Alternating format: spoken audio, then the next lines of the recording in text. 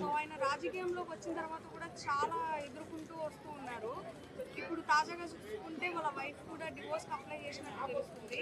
And ఎందుకు కారణం అంటే తనకి ఇంతకు ముందు కూడా గతంలో ఒక పెద్ద హీరోయిన్ తో అఫేర్ ఉంది అని చెప్పేసి కూడా పేపర్స్ లో రాసుకుంటూ వచ్చారు. సో దీన్ని మీరు ఎలా చూస్తున్నారు? అంటే ఇప్పుడు విజయ్ గారు అంటే మన తమిళ హీరో విజయేనా? నా ఫేవరెట్ హీరో అతను తమిళ్లో. నాకు సూర్య విజయ్ అంటే చాలా ఇష్టము. అతను వాళ్ళ భార్య విజయ్కి డైవర్స్ ఇవ్వాలని చూస్తుంది. కారణం ఒక పెద్ద హీరోయిన్తో ఎఫ్ఐఆర్ ఉందని చెప్పేసి. కానీ చూడమ్మా, కొంతమంది జీవితాలు ఎట్లా నాశనం చేసుకుంటున్నారంటే అది నిజమా కాదా, అబద్ధమా అది నిజమా అబద్ధమా అని చూడాలి ఫస్ట్.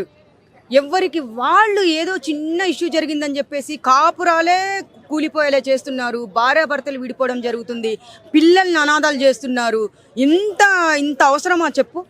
మంచి హీరో, ఎంత మంచి హీరో అంటే ప్రతి ఒక్కటి ఎక్కడేం జరిగినా కానీ, కరోనా టైంలో కానీ, వరదల్లో కానీ విజయ్ హీరో చేసినంత సహాయము ఎవ్వరు చేయరు. అంత మంచి వ్యక్తి అతను. అయితే ఇప్పుడు చూడు కాదమ్మా, ఇప్పుడు బీజేపీ లీడర్ కూడా ఒక మాట అన్నాడు. ఏమని?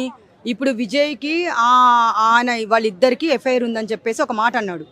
మళ్ళీ ఆమె కౌంటర్ ఇచ్చింది. ఎవరు? త్రిష కౌంటర్ ఇచ్చిన తర్వాత మళ్ళీ సాయంత్రం వరకు అతను ఏం చెప్పాడు? నేనేదో తెలియక మాట్లాడాను, నాకు సంబంధం లేదు అని నోటి దూలతో మాట్లాడినప్పుడు నోరు అదుపులో పెట్టుకొని మాట్లాడాలి కదా. ఇది ఎంతవరకు పోయింది? ఇప్పుడు వాళ్ళ భర్తల మధ్యలో చిచ్చు పెట్టినట్టుంది. ఎంతో దూరం పోయింది. ఇప్పుడు డైవర్స్ అంటే ఇప్పుడు ఆడవాళ్ళకి ఏదన్నా మగ వాళ్ళ గురించి ఏదన్నా చెప్పారనుకో, డైవర్స్ ఫ్యాషన్ అయిపోయింది. అది విడాకులు తీసుకోవడము, పిల్లల్ని నడి రోడ్డులో వేయడము, పిల్లల జీవితాలతో ఆడుకుంటున్నారు. మీరు ఫస్ట్ ఆలోచించండి, అతను చెప్పిన మాటకి వీళ్ళు డైవర్స్ తీసుకుంటుందా? అది తప్ప, అది కరెక్టా కాదా? అంటే ఇప్పుడు ప్రతి హీరోయిన్లతో సినిమాలు తీస్తారమ్మా, వాళ్ళతో సంబంధం అంటగట్టలేము కదా. అంత చిన్న విషయానికి అతను చెప్పిన తర్వాత ఇలా చేస్తే ఎంత బాధ ఉంటుంది అది.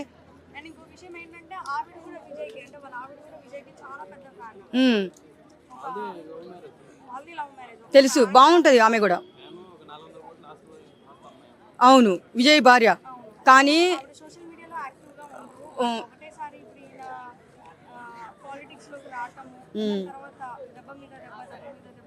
ఆయన విజయ్ పాలిటిక్స్లోకి వస్తున్నారు అంటే ఆయనకి ఉన్నారు, కానీ అది కలిసి వచ్చిందో లేదో పాపం తెలియదు కదా. ఒక్కొక్కరికి రాజకీయం అంటే కలిసి రాదు, ఒక్కొక్కరికి కలిసి వస్తుంది. అలాంటప్పుడు రాజకీయాలకి దూరంగా ఉండాలి. ఇలాంటి సమస్యలు చాలా ఎదుర్కోవాల్సి వస్తుంది. మనకు అలవాటు లేని పనుల్లో మనం ఇన్వాల్వ్ అవ్వకూడదు. కానీ పాపము ఇప్పుడు చూడండి, మీకు ఒక విషయం చెప్తున్నాను. చిన్న విషయానికి వాడు చెప్పాడు వీడు చెప్పాడని చెప్పేసి కూర్చొని కూల్గా మాట్లాడుకుంటే జీవితాలు నిలబడతాయి. ఎవడో చెప్పాడని చెప్పేసి ఆమె విజయ్ గారి మీద నిందలు వేయడము తప్పు. నాకు ఇది నచ్చలేదు. ఎందుకంటే నేను తమిళ హీరో విజయ్ అంటే నాకు చాలా అభిమానము. చాలా మంది పేదవాళ్ళని ఆదుకుంటాడు. వరదల్లో ఉన్న వాళ్ళకు కోట్లు సహాయం చేశాడు.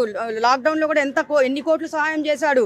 అలాంటి మంచి జీవితంతో ఎందుకు ఆడుకుంటున్నారు? అలాంటి సినిమాలు అంటే హీరో హీరోయిన్లు ప్రతి ఒక్కరు తీస్తారమ్మా, అవి అందరితో లింకులు అంటగట్టకూడదు, తప్పు అది. ఇంకా ఏమన్నా క్వశ్చన్ ఉందా?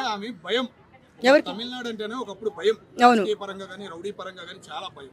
ఆ భయం వల్లే ఆయన తప్పుకోమంది, ఆయన వినకుండా రాజకీయంలోకి వెళ్ళాడు అనే విమర్శలు కూడా వస్తున్నాయి. అవును, ఇప్పుడు విజయ్ గారికి అంత మైండ్ సెట్ లేదు. అంటే రాజకీయాలు అనేది ఆయనకు తెలియదు.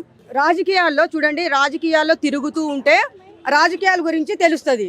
రాజకీయాల గురించి తెలియక అతను వచ్చాడు.